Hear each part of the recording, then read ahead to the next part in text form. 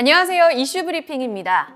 지난 2020년에서 2021년까지 강력한 성장 궤도를 나타냈던 전기차 시장.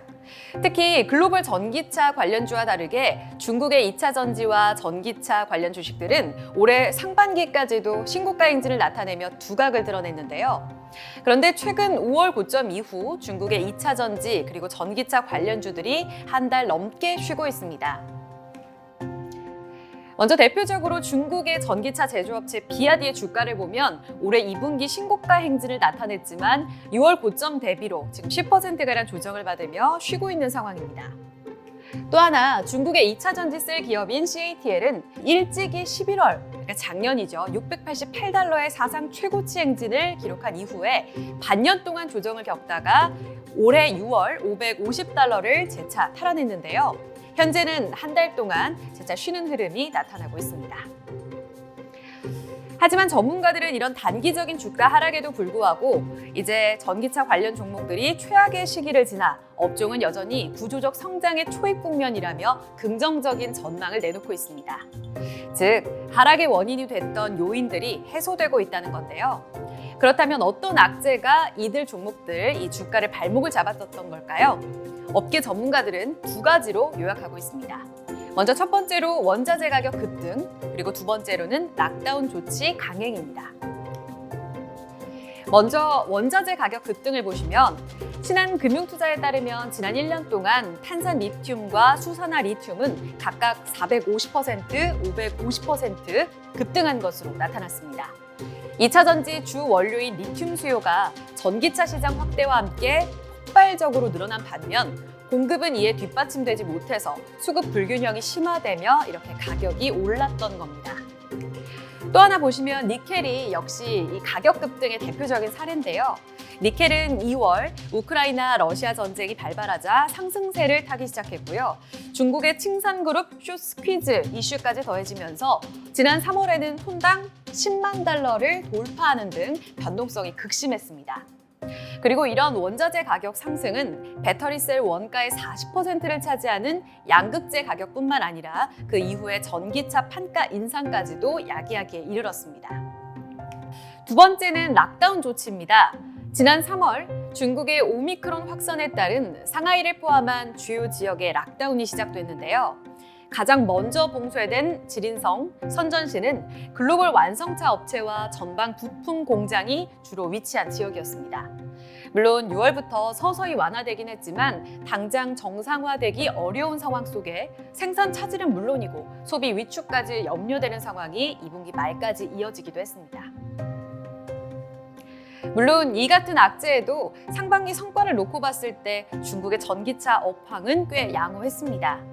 이런 상황 속에서 원재료 가격 조정과 락다운 조치 완화로 인해 이 두 가지 악재까지 해소되면서 점차 생산 정상화에 돌입하고 있다는 분석이 나오고 있습니다. 먼저 고공행진하던 리튬 가격이 지금 4월 중순부터 주춤하기 시작합니다. LFP의 핵심 원료인 탄산 리튬은 앞서 말씀드린 것처럼 상반기 400% 넘게 오른 이후에 4월 초 톤당 50만 위안까지 치솟았다가 한 달 만에 46만 톤까지 조정받았습니다. 물론 봉쇄 조치로 인한 공급망 영향이 시장 수요 위축으로 이어졌다 이런 해석도 있긴 한데요. 대다수 기업들의 생산이 늘어나면서 공급 부족 등 이런 수급 불균형이 일정 부분 해소되고 있다라는 해석에 힘이 실리고 있습니다. 실제로 물류 개선 및 부품사 공급 재개로 인해 전기차 생산이 빠르게 회복되고 있는 것도 사실입니다.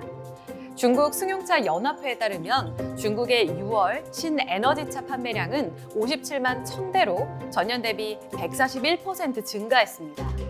지난 5월에는 35만 9,501대를 기록한 이후에 계속해서 월별로도 성장하고 있으며 지역 봉쇄 해제 후에 전기차 그리고 셀, 소재 업체까지 모두 가동률이 빠르게 회복되고 있는 상황입니다.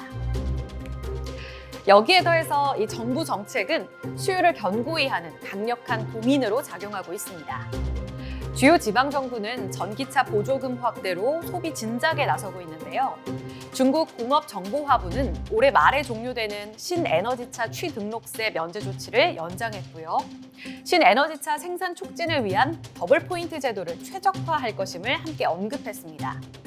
게다가 최근 중국 상하이시에서 발표한 탄소 피크 계획 역시 고무적입니다.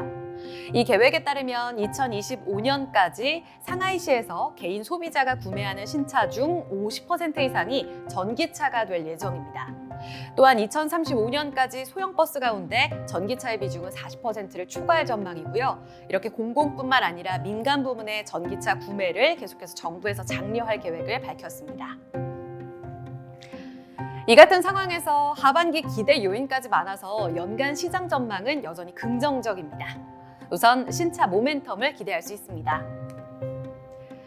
전기차 제조사인 비아디는 지난달 29일 테슬라 모델 Y와 경쟁할 수 있는 SUV 모델인 C-라이온을 공개했고요. 이달 8월부터 인도할 예정입니다. 비아디는 이번 상반기에 글로벌 전기차 판매량이 전년 대비 323% 증가하면서 당당히 1위를 탈환한 바 있습니다. 그 밖에도 샤오펑, 리오토, 니오까지 중국 전기차 스타트업 3사가 올 하반기 나란히 신차를 내놓을 계획입니다. 이런 신차 모멘텀에 힘입어 S&E 리서치에 따르면 올해 글로벌 전기차 시장은 전년 대비 49% 성장한 962만여 대를 판매할 것으로 전망되는데 그중에 중국은 541만 대로 전년 대비 64% 크게 성장할 것이라는 전망이 나오고 있습니다. 최악의 시기를 지나간 것으로 보이는 중국의 전기차 시장. 거역할 수 없는 이 대세 흐름 속에 올해에도 탄탄한 성장을 이어갈 수 있을까요? 다소 빠른 주가 상승 속에 선반영과 조정에 대한 우려로 주가는 쉬고 있는 가운데 주가 역시 장기적인 대세 상승의 흐름을 이어갈 수 있을지 다음 주 펀드데이트 라이브에서 자세하게 살펴보겠습니다. 지금 댓글에 중국의 전기차 관련주의 조정 원인이나 향후 전망에 대해 궁금증이 있으시다면 남겨주세요. 돌아오는 8월 11일 오후 5시 펀드데이트 라이브에서 함께 풀어가 보겠습니다.